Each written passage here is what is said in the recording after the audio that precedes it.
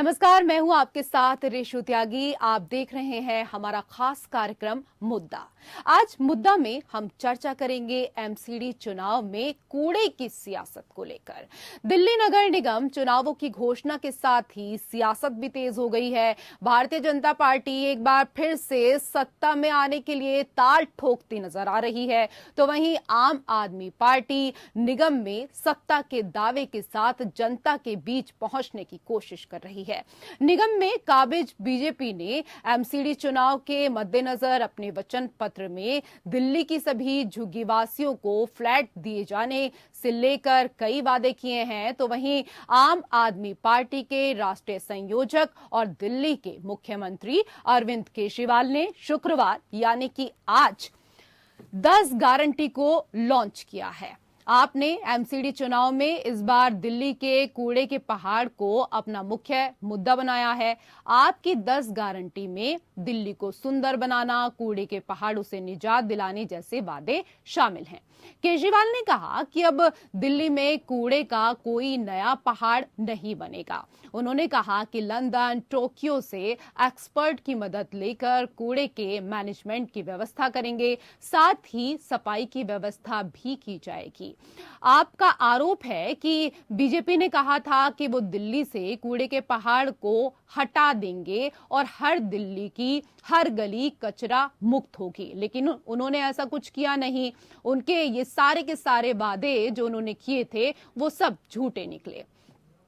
वहीं बीजेपी दिल्ली सरकार पर प्रदूषण और उनके मंत्रियों के भ्रष्टाचार को लेकर हमलावर है। बीजेपी ने दिल्ली सरकार पर गाजीपुर लैंडफिल साइट को साफ करने में कोई प्रशासनिक रुचि नहीं दिखाने का आरोप लगाया। साथ ही दिल्ली सरकार पर एमसीडी को जरूरी आर्थिक सहयोग नहीं देने पर भी इस दौरान हमला बोला है। बीजेपी का आरोप है कि पिछले 8 साल में नगर निगम के सामान्य सैनिटेशन फंड में तो कटौती की है, पर उसी के साथ ही लैंडफिल साइट सफाई का बजट भी जारी नहीं किया गया। दिल्ली नगर निगम यानी एमसीडी चुनाव के लिए 4 दिसंबर को वोट डाले जाएंगे, जबकि वोटों की गिनती 7 दिसंबर को होगी। हालांकि ये चुनाव अप्रैल में होने थे, लेकिन तीनों निगमों के एकीकरण के फैसले के कारण देरी हुई। एमसीडी चुनाव के लिए नामांकन दाखिल करने की अंतिम तारीख 14 नवंबर है। इन्होंने कहा था कूड़ा मुक्त दिल्ली करेंगे, चारों तरफ कूड़ा ही कूड़ा है। आज दिल्ली के लोगों का शर्म से सर झुक जाता है। घर से बाहर निकलते हैं, नालियां भरी पड़ी हैं कीचड़ से, गलियों में कूड़ा ही कूड़ा पड़ा है, कोई कूड़ा नहीं उठता, कुछ नहीं उठता। इन्होंने कहा था जो तीनों कूड़े के पहाड़ हैं वो खत्म कर देंगे। अब मैं इनके नेताओं को टीवी पे देख रहा हूं, वो कह रहे नहीं कूड़े के पहाड़ तो हर शहर में होते हैं। मेरी दिल्ली के लोगों से अपील है, काम रोकने वालों को वोट मत देना, काम करने वालों को वोट देना। योगा रोकने वालों को वोट मत देना, योगा करवाने वालों को वोट देना। स्कूल बनाने वालों को वोट देना, गाली देने वाले और लड़ाई झगड़ा करने वालों को वोट मत देना। दिल्ली रोकने वालों को वोट मत देना, दिल्ली चलाने वालों को वोट देना। देश रोकने वालों को वोट मत देना, देश को नंबर 1 बनाने वालों को वोट देना।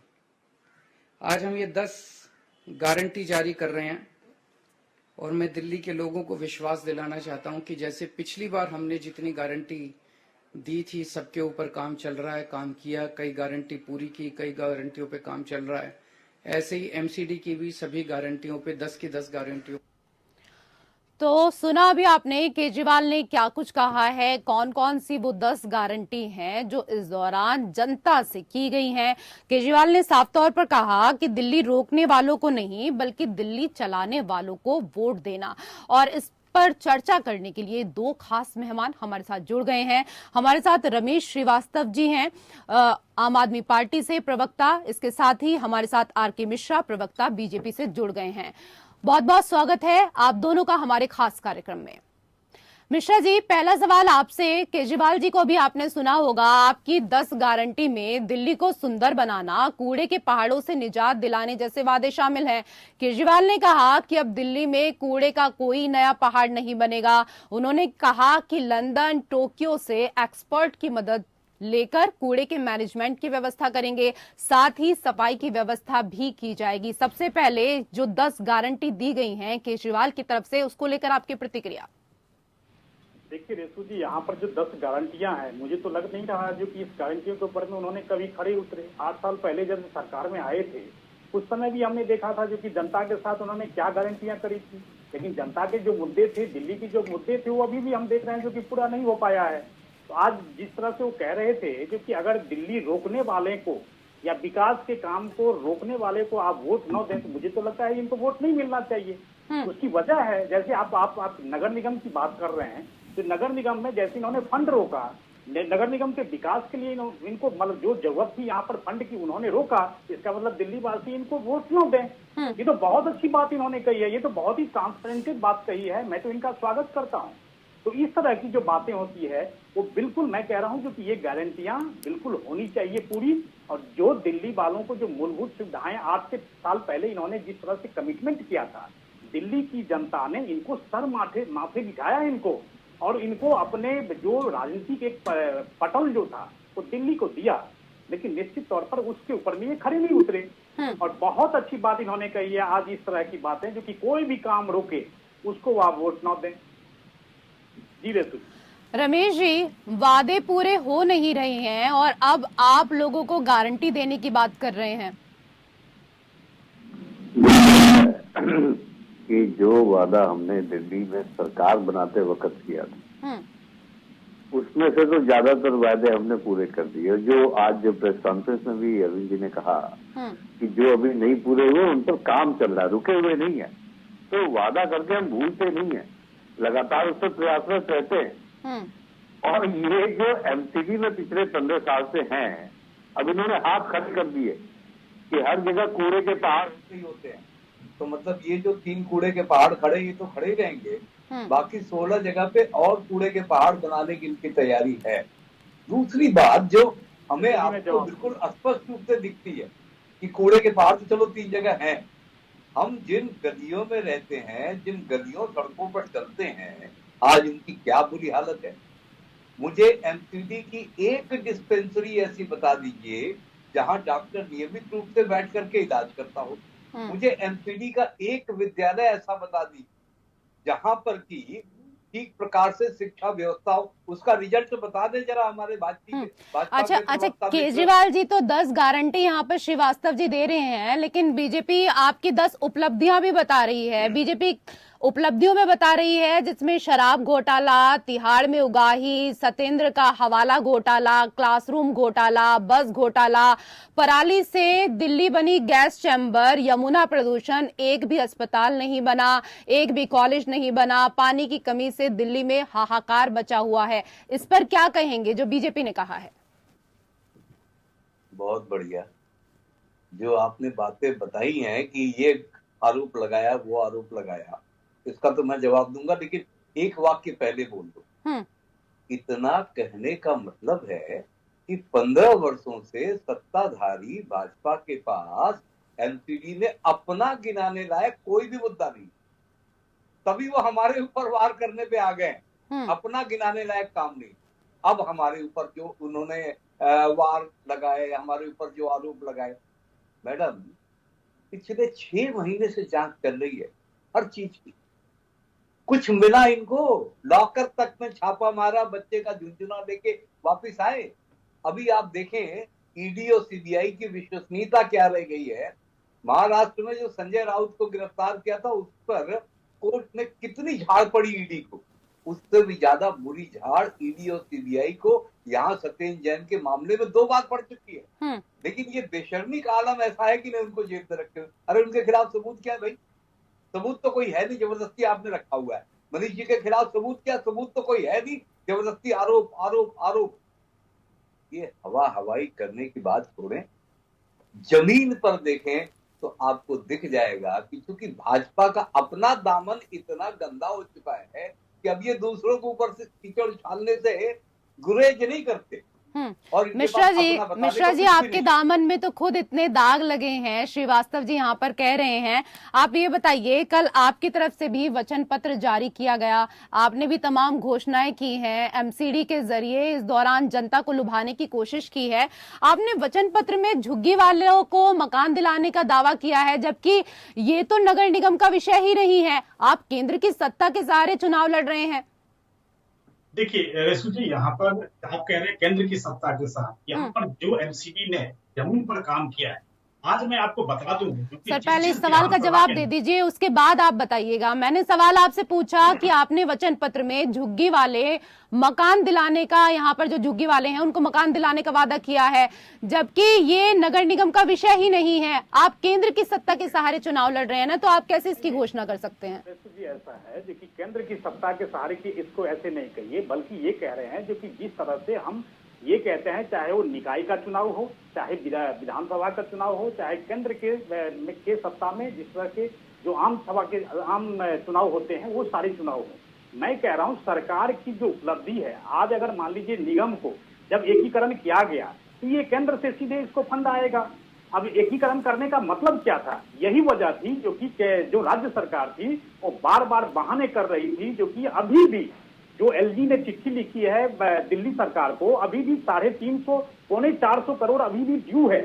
तो हमारा ये कहने का जो फंड जो था वो उसको एकीकृत करके आप एलजी पर आ गए, आप उपलब्धियों की बात करने लगे, लेकिन मैंने जो मिश्रा जी आपसे सवाल पूछा उस सवाल का जवाब आप नहीं दे पाए हैं अभी तक, घुमा फिरा कर बात कर रहे हैं। रमेश जी, शहरों में कूड़ा प्रबंधन जटिल विषय है, वह भी जब सालों से डंपिंग हो रही है। अब क्या कोई जादू की छड़ी आपके हाथ लग गई है? इसे कैसे करेंगे, इस पर कुछ प्रकाश डालिए ताकि लोगों को भी पता चल सके। जी हाँ, जैसा अरविंद जी ने भी कहा है, ये बिजली और पानी वाला जादू नहीं आता है और किसी को नहीं आता, वैसे ये कूड़े वाला जादू भी हमें ही आता है और किसी को नहीं आता। अभी हमारे मित्र कह रहे थे वित्तीय प्रबंधन वाली बात। देखिए मैडम, ट्राइफर्केशन हुआ था शीला दीक्षित जी के समय, 3 एमसीडी बनी थी, लेकिन उसके बाद पिछले 15 वर्षों से काबिज कौन है? भाजपा। तो अगर वित्तीय प्रबंधन खराब रहा तो प्रश्न किसकी ईमानदारी को उठेंगे? भाजपा की ईमानदारी। इन्होंने खजाना खाली कर दिया और कहते हमने इनको पैसे नहीं दिए। पिछले चुनाव में इनके तत्कालीन प्रदेश अध्यक्ष मनोज जी ने कहा था हम केंद्र से फंड लेकर के आएंगे, केंद्र से 1 रुपए का फंड नहीं आया। दूसरी बात, हमारी सरकार द्वारा दिया जाने वाला फंड, बजट बताएगा कि हमने इनकी सरकार को, एनसीडी की सरकार को हर बजट में कितना बजट की सपोर्ट दिया है, लेकिन उसका फायदा क्या है? रमेश जी, कुल मिलाकर आरके मिश्रा जी, आप लोगों ने तय कर लिया है कि जो मैं सवाल पूछूंगी उसका जवाब आपको नहीं देना है, घुमा फिरा के बात करनी है। कूड़े का निस्तारण कैसे करेंगे वो तो बता दीजिए ना, बता दीजिए। कह रहे थे कि इन्होंने वित्तीय प्रबंधन में मदद नहीं की, वित्तीय प्रबंधन में मदद की, लेकिन उनको भ्रष्टाचारी जो पार्षद हैं उन्होंने सारा खा लिया। अब आइए कूड़े। देखिए मैडम, कूड़ा इन्होंने 3 डंपिंग ग्राउंड बना, 16 और बनाने वाले हैं।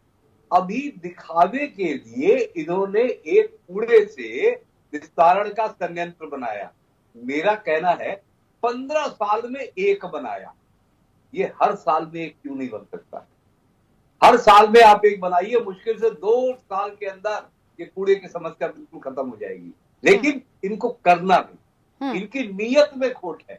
कूड़े का प्रबंधन, जैसा कि आज अरविंद जी ने भी कहा, न्यूयॉर्क में भी तो लोग रहते, लंदन में भी लोग रहते, पेरिस में भी लोग रहते, वहां तो इस तरह की समस्या नहीं है। क्यों? क्योंकि वहां की नीयत साफ है, इनकी नीयत साफ नहीं है, इसलिए नहीं कर सकते। हमारी नीयत साफ है, इसलिए हम कर सकते। मिश्रा जी, सुना आपने, श्रीवास्तव जी कह रहे हैं कि हम कर सकते हैं, आपसे नहीं हुआ। मुझे 10 सेकंड दीजिएगा, क्योंकि इससे पहले मैं पूरा जवाब नहीं दे पाया था। मुझे मात्र 10 सेकंड ज्यादा दीजिएगा, क्योंकि मैं व्यूअर को समझाना चाहता हूं कि क्या इन लोगों का फार्मूला है जी। अब देखिए क्या है, पूरे दिल्ली के अंदर में जिस तरह से 11 से 11,500 टन जो है तो ये वेस्टेज जो है पूरे आते हैं यहाँ पे। अब इसमें 2213 का अभी एमसीडी के पास जो है तो कैपेसिटी है, हम लोगों ने बढ़ाया है इसको, जिसमें 557 टन ऐसे हैं जो कंपोस्टिंग संयंत्र के माध्यम से, 256 जो है तो एमआरएफ के माध्यम से, और 7400 वेस्ट टू एनर्जी के माध्यम से हम इसका निस्तारण करने वाले, टोटल 8200 के लगभग करीब हमारा जो 75% है, 11,000 जो हमें पर डे का कूड़ा जो यहाँ पर मिलता है। अब देखिए यहाँ पर किस तरह से हुआ है, चाहे ओखला हो, चाहे भलसवा हो, चाहे गाजीपुर हो, हर जगह 15 से 16 मीटर का जो हाइट है वो कम हुआ है, और साथ ही साथ 15 से 20 मीटर का ये प्रोसेसिंग में है, शायद वो भी जल्दी ही कम हो जाएगा। हम लोगों ने टारगेट रखा हुआ है भलसवा को कम से कम दिसंबर 2023 तक, गाजीपुर को मार्च 24 तक ये पूरी तरह से समतल कर दिया जाएगा। ये कौन सा ऐसा फार्मूला बता रहे हैं जो ये कह रहे हैं जो कि 2 साल के अंदर में निस्तारण कर देंगे? ये कुछ नहीं है, बल्कि एमसीडी ने जो कैपेसिटी बढ़ाई है, और इसका इतिहास है कूड़े का। एक जो है तो अगर मैं गाजीपुर की बात करूं, ये 1984 का है ये, जब ये स्टार्ट हुआ था, और ओखला भलसवा 1996 का। टोटल 38 साल एक का हो गया और 26 साल, ये एक दिन का पूरा नहीं है। तो 15 साल की जो हमने बोले प्रोसेसिंग करी है, उसको हम पूरी तरह से हमने घटाया है उस चीज को, और जो हमने टारगेट रखा हुआ है उसमें ये समतल कर दिया जाएगा। ये मैं आपको विश्वास दिलाता हूं आपके चैनल के माध्यम से। लेकिन मैं इसके साथ ही ये प्रश्न करना चाहता हूं, जो कि जमुना की सफाई को लेकर के इन्होंने क्या किया, और 900 करोड़ रुपए जो अभी जो एनजीटी ने मिश्रा जी, मुझे विश्वास दिलाने से कुछ नहीं होगा। विश्वास दिलाना है तो जनता को दिलाना होगा ना, जो इतने समय से आपके ऊपर भरोसा कर रही है, उसका विश्वास जीतना होगा। फाइन लगाया है इनके ऊपर में, एनजीटी ने फाइन लगाया है। ये किसकी कमी है, ये किसकी कमी है? मैं रमेश जी से पूछना चाहता हूँ। रमेश जी, ये बात कर रहे हैं समतल करने की, चिंता मत कीजिए, इस चुनाव में आप ही समतल होने वाले हैं। 20 से ऊपर ना बढ़ने वाले इस बार, हम इस बार 20 पढ़ने वाले आपके ऊपर। अब बहुत हो गया सर, कुछ दिन आराम करिए घर में। नए लोगों को, ऊर्जावान लोगों को, नए विचारों से भरे लोगों को जनता मौका देने को तैयार है। यहाँ भी, गुजरात में भी, हर जगह। आप इतने डरे हुए क्यों रहते हैं हमेशा आम आदमी पार्टी? बिल्कुल बौखलाए हुए कि इनके पास कोई प्लान नहीं है, हमारे ही पास प्लान है। अरे आपके पास प्लान था तो आप 15 वर्षों से क्या कर रहे थे? हमारे लोगों ने, हमारे कार्यकर्ताओं ने, मुख्यमंत्री ने, उप मुख्यमंत्री ने, आप देखें जब अरविंद जी अभी गाजीपुर लैंडफिल साइट पे गए थे, तब से ये एक्टिव हुए कूड़े के मामले पे, क्योंकि उनको लग गया, तब से ये एक्टिव हुए हैं। तो इनको जगाना पड़ता है, और हम ऑलरेडी जगे हुए हैं, इसलिए जनता पहले से जगे हुए को मौका देना चाहती है इस बार। चलिए, कुल मिलाकर जनता जागी हुई है, जनता को अपने अधिकार पता है, जिसने काम किया होगा जनता उसी को वोट देगी। बहुत बहुत शुक्रिया आप दोनों का हमारे साथ इस चर्चा में जुड़ने के लिए। और सीधा रुख करेंगे देहरादून का, जहां उत्तराखंड के सीएम पुष्कर सिंह धामी इस दौरान संबोधित कर रहे हैं। हमारे सभी अतिथिगण, सभी अधिकारीगण आए हुए, सभी हमारे स्कूलों के जिस प्रांगण में हम यहाँ पर हैं, सभी शिक्षकगण, सभी विद्यार्थीगण, उपस्थित सभी भाइयों बहनों, मैं सबसे पहले तो स्थापना दिवस हमारा 2 दिन पूर्व था। 22 साल उत्तराखंड राज्य की स्थापना के पूरे हो गए। मैं आप सबको बहुत बधाई देना चाहता हूँ, बहुत शुभकामनाएं देना चाहता हूँ, क्योंकि यह कार्यक्रम प्रत्येक वर्ष स्थापना दिवस के अवसर पर ही आयोजित होता था, लेकिन इस बार हम लोगों ने तय किया कि थोड़ा हमारे जो मीडिया के बंधु, उस दिन बहुत हौच-पौच रहती है और आपके भी बहुत सारे कार्यक्रम रहते हैं, अखबारों में या इलेक्ट्रॉनिक मीडिया में बहुत स्थान भी नहीं होता है। इसलिए हम लोगों ने सोचा कि इसके लिए जो है अलग से कार्यक्रम किया जाए। मैं अपने मीडिया बंधुओं का भी आज के इस कार्यक्रम में बहुत स्वागत करता हूं, आप सबका भी अभिनंदन करता हूं कि आप सब लोग भी लगातार हमारा मार्गदर्शन करते रहते हैं, लगातार आपकी शुभकामनाएं मिलती रहती हैं। और चूंकि स्थापना दिवस के दिन बहुत सारे कार्यक्रम होने के कारण से उस दिन हम लोग विधिवत रूप से इस कार्यक्रम को उस प्रकार से आयोजित नहीं कर सकते, न ही इस प्रकार से आपस में संवाद कर पाते हैं।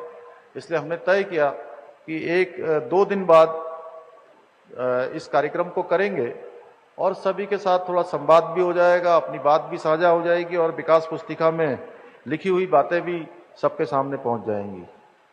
भाइयों बहनों, चूंकि राज्य की स्थापना के 22 साल पूरे हो गए, हमारे सभी अखबार के बंधु, हमारे प्रिंट मीडिया, इलेक्ट्रॉनिक मीडिया, सबका एक ही सवाल होता था कि 22 सालों का सफर कैसा रहा।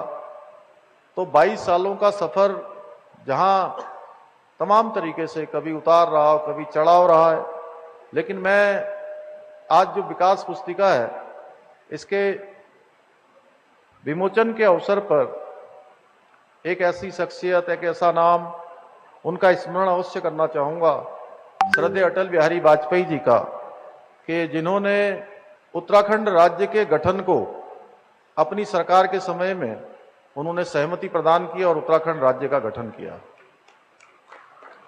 बहुत सारी, चूंकि हम सब लोग जानते हैं, इसमें से अधिकांश लोग उत्तर प्रदेश के समय में अभी भी हमारे सर्टिफिकेटों में सभी में किसी हाई स्कूल के हों, इंटर के हों या ग्रेजुएशन, पोस्ट ग्रेजुएशन के हों। मैं नई लोगों की बात नहीं करता है, पर मनवीर चौहान बैठे हैं, पता नहीं इनके सर्टिफिकेट में क्या लिखा है, लेकिन हमारे सारे सर्टिफिकेटों में और ये मंच पर जितने लोग बैठे हैं सबके शायद उत्तर प्रदेश ही होगा ज्यादातर। तो उस समय जब हमारा राज्य बन रहा था तो मैंने देखा कि जब मैं कभी बिजनौर जाता था, कभी सहारनपुर जाता था, कभी रामपुर, मुरादाबाद, पीलीभीत, बरेली आसपास जाता था, तो वहां के लोग भी कहते थे कि हमको भी क्या उत्तराखंड में मिला सकते हो क्या, हम भी उत्तराखंड में शामिल होना चाहते हैं।